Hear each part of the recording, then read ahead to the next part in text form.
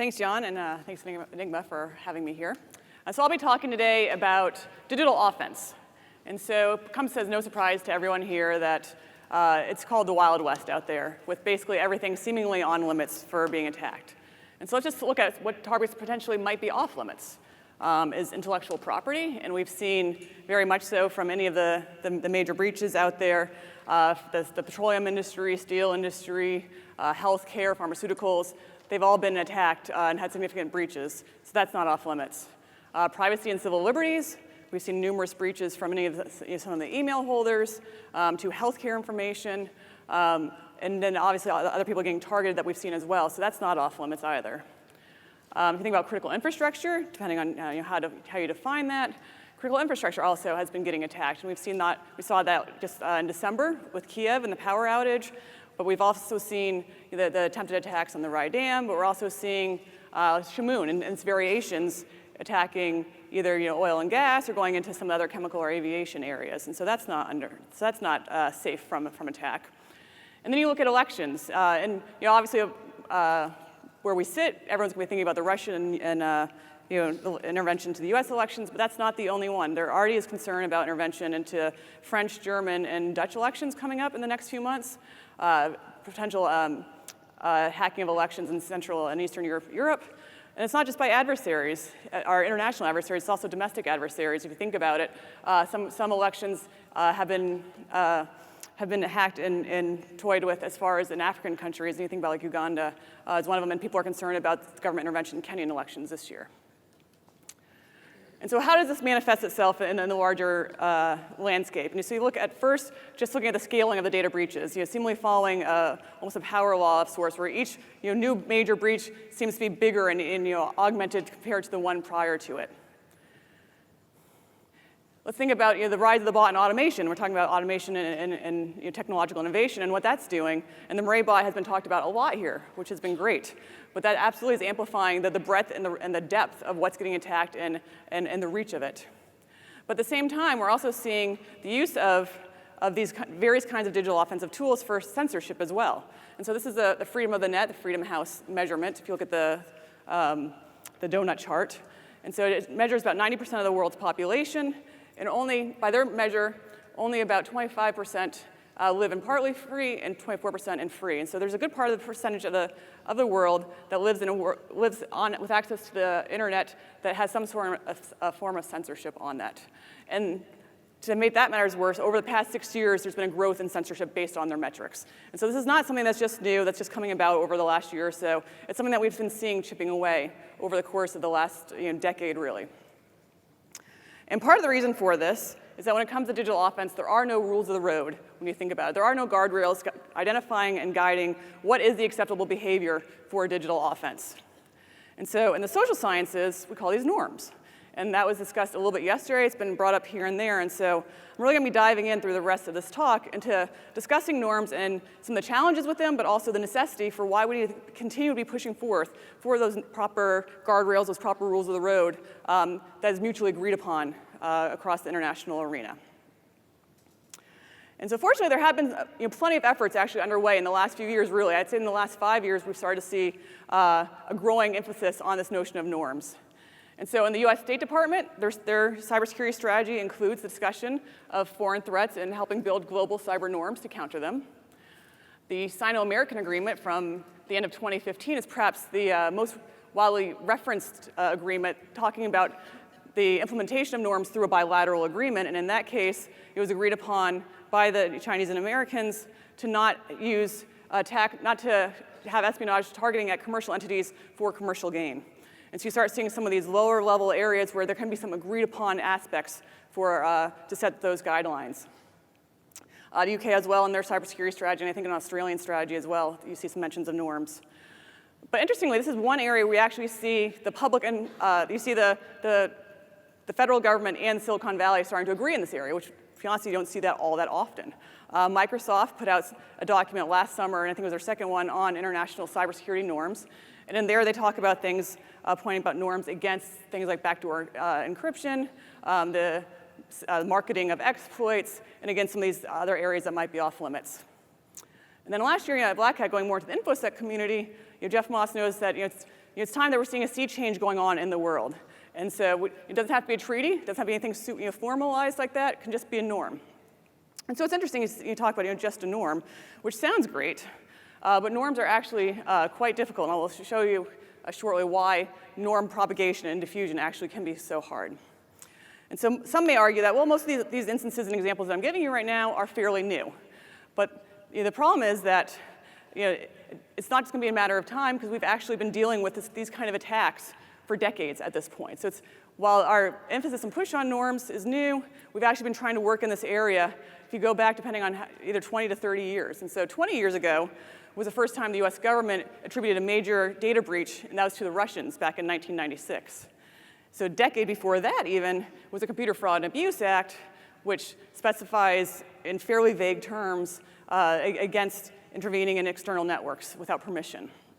And so what that has had a double-edged sword of both it's vague enough that defenders don't know exactly what's within the realm that they're allowed to do legally. And at the same time, because it's so vague, it's actually helped lead to some of the trends as increased use of hacking back or by corporations, or at least interest in doing that in retaliation. Other kind of responses that we've seen in the US is working with the government. And we've heard a little bit in some of the earlier talks about Google working with the government. We've got a couple examples of Microsoft working with the government, with the FBI, to bring down some of the global bots. And then if you think about attribution, there's only been 4 times in the last few years where the government has actually publicly attributed an attack. And we know there have been plenty more of those. We all can think about some of them. You notice OPM is not up here because it wasn't publicly attributed, not by the high levels of the government. And so in 2014, you've got the 5 PLA officers for espionage. Then you went into the sanctions from the North Korean hack against Sony. And then last year, we had the indictments of the Iranians, followed by the Russian attribution towards the end of the year. And so those are only 4 times. And if you can see, as you go across this, there really isn't much of a rhyme or reason to it. There is no major playbook in the US for how to respond to digital attacks. And so part of that is because there has been no norm formation, both domestically and internationally, over the course of decades at this point. And so why might that be? And so one explanation is that norms are actually very, very hard. And so if you look at this, they tend to follow an S-curve. And there are several different models, and this is the one I think is most useful for this discussion. And so they start off in norm emergence, takes this decent amount of time, then finally it hits some escalation point, either through some event, a punctuated equilibrium, or enough leadership coming in, and I'll talk about that. And then it goes to norm entrenchment. So let's step back, though, first and look at something a little less esoteric, and SEATBELT usage, to show exactly how norm formation occurs in sort of a common area that we probably all understand. And so SEATBELT usage, almost everyone uses seatbelts now these days, at least in the United States, which is not the same elsewhere in the world. In 1968, the National Highway Bureau required seatbelts in all cars. But if you look at that, from 68, then it took until close to 1990 before even half the population was actually using them. And so one of the aspects that happened, there was pushback as far as infringing on personal freedoms and so forth. People weren't used to it. And at the same time, there just wasn't a lot of knowledge out there about them. And so it took a series of scientific studies to actually push forth and show the lives that could be saved through seatbelt usage. And then slowly you started seeing it chip away. And you had enough of a tipping point where enough states started to sign on and make it, put it into law. But the interesting thing is that we're at the point now where it's definitely in saturation at the entrenchment stage, but still it's only, I think it's like 1/3 of the states don't actually have it as a primary law. So you have both formal and informal mechanisms at work right now, making sure, and leading to more of a global seatbelt, or at least a widespread seatbelt usage in the United States. And so some of these same aspects that pushed forth and also limited the norm formation within the seatbelt usage is also at work in the digital domain. And so let's look at emergence to start off with. And so when you look at emergence, the key challenge in this area is right now there really isn't much leadership in the global area. We're in a state of competition. And so Aristotle noted that nature abhors a vacuum. And so that is very much true on the international stage. And so right now we're in a state of competition between 2 different groups, some pushing forth more for the free and open internet, and some looking more towards greater control and state censorship and control of the data within. And I'll talk about both of those models shortly. But that's where we are. And so without a true leader stepping up yet, we're persistently right now in the state of competition. But say one of the leaders does emerge. What might be the next challenge at the cascade? So we have our leadership out there. Once you get to the cascade area, in the digital domain, it's very challenging because you have all these different actors, and we've all talked about, I think, the diverse landscape, and we hear about how dynamic and diverse it is, and these are the large groupings of some of the actors that can be out there. And if you look at just nation states, because nation states would be the ones pushing forth the formal norms in this area, there are roughly 200 states out there with competing interests, and so that is a challenge. But say you've got all the different nation states together to agree, you still have criminal groups, hacktivists, terrorist groups, and so forth, and then even the corporations, like I mentioned, who are starting to get into the game, and this is true across the globe as far as getting more involved in various kinds of offensive capabilities. And then finally, at the entrenchment stage, if you made it to the top and you're close to saturation, it'll be very hard as far as in the digital in digital offense because there are a couple different areas that may remain unknown. So you've got dwell time, and I think we saw 146 days yesterday. So it's hard to know if actors are actually adhering to it, given that, and I'd argue for more of the sophisticated adversaries, it's probably longer than that. Attribution, this actually has the technical and more social aspects to some of the challenges, and so on the technical side, it could be what this audience knows well, as far as changing C2 infrastructure, deception, so forth. On the social side, you can imagine someone works for some state military during the day on their offensive team. When they go home at night and do some of those same kinds of methods, are they still part of the military and so they're linked to the state, or are they on their own as more of a lone wolf? And so that may or may not matter when you get into more interstate relations, and so that makes attribution even a fuzzy area from a social perspective. And then finally, you get state secrets. These digital weapons, especially the most sophisticated ones, countries are incentivized to hold their best assets until that rainy day when they need them. And so it's very hard to know whether states are actually going to be adhering to it, given this incentivization to keep it secret. And so now that I've walked through fairly quickly the different factors leading to norm formation, let's look at the two different areas that are leading towards that state of competition right now and for that emergence phase. And so we've got cyber sovereignty on the one hand, and then multi-stakeholder model on the other. And these can actually be bubbled up at a very high level into more of your autocratic version of the world versus your democratic version of the world. Again, these are going to be archetypes of the two extremes of these different models. And let's walk through each one of them briefly to get a little bit more into the details of what each one of those means. So as far as a multi-stakeholder model, this is the notion of a free and open internet. And so this, in many regards, if you look back through the foundation of the internet, this is sort of the vision that the founders had as far as spreading global access to the internet, spreading information, helping that information inform and spread information and help lead to democratization and so forth at more of an idealistic level. Very much so in this area is the push toward getting a balance of security and privacy. Again, we all know it's challenging, but to push forth towards that ideal. Looking at the use of the internet for more social integration, bringing more people online. And then the key thing when you start talking about the norm formation, in addition to those, is really focusing on what's off limits. And so with the multi-stakeholder model, looking at what targets should not and cannot be attacked within this model to help push forward, to help achieve these other more idealistic visions of the world. Conversely, you've got cyber sovereignty. And so cyber sovereignty is the government control of the internet within the borders, and that does cross the economic, social, political domains. And what's interesting here is that, on the one hand, it harkens back to Treaty of Westphalia, 1648, something that the international order has to come to rely on as far as providing order in the system. And so that sounds like a great thing. But really, the way it manifests itself in the international arena is more so in the realms of either justifying surveillance, justifying censorship, filtering, greater control over a domestic narrative, and then also the propaganda and disinformation aspect of it. And I think when you hear about the balkanization or splinternet and some discussions of that, that's where some of this would fall into. And you can also think about some of the examples, which I'll talk about in a minute, but the Great Firewall and some of the other intranets that are starting to get built would fall under this area. So you can see these are two very different extremes of visions of where the world should be going. And of course, they are they're archetypes for what it should be. And so that was more theoretical. How this is playing out in reality right now within the international system, on the multi-stakeholder model, you've got ICANN, and so that the US handed over the naming conventions to ICANN last year. And so many argue that in the US, that wasn't necessarily a smart idea, but if you look at norm formation, it actually was a smart move to help be more symbolic and show that the US is trying to participate in a larger global arena.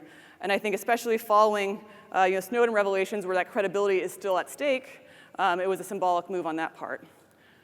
Both the UN, a group of governmental experts, and the G20 have met to push forth global norms in this area. And what they've done is, again, focusing on that lowest common denominator for commonalities across these groups.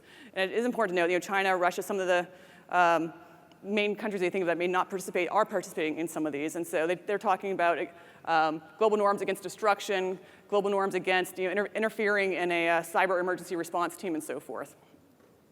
And then NATO's Article 5, which brought in cyber attack as an attack on all for collective security. Again, vaguely worded, which is some of the challenges with some of these, which we can talk about after if we'd like. So that's on the one extreme. In the middle, sort of more of the fuzzy area, in the last few months, the UK Investigatory Powers Act and the US Rule 41 both have been criticized by civil liberties groups as being expanding surveillance capabilities and/or enhancing hacking capabilities. And so again, it gets into the security-privacy balance discussion that you see there. And then just discussion, and then also there are aspects of whether or not to regulate algorithms. And so that part of that is due to some of the biases that we're starting to see that algorithms can help reproduce. And so whether or not to have some control of those. And then finally, at the other extreme is cyber sovereignty. And so the first notion of cyber sovereignty, I think, emerged around 2011 within the Shanghai Cooperation Organization, which is an economic and political agreement amongst a handful of states. And they first listed out the notion of cyber sovereignty and laid that out.